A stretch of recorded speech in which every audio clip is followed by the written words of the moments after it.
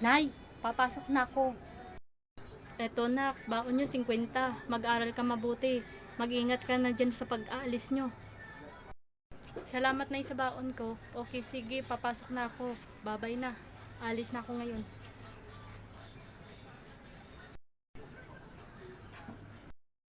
Nay, aalis na ako. May trabaho na ako ngayon. Babay na. Babay, Mary. Ingat ka dyan palagi sa trabaho nyo.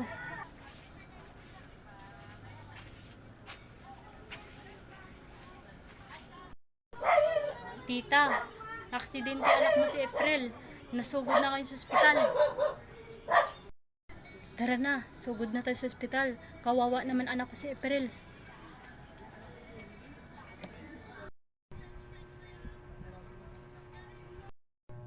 Dok, kamusta pakiramdam anak ko si April? Gagaling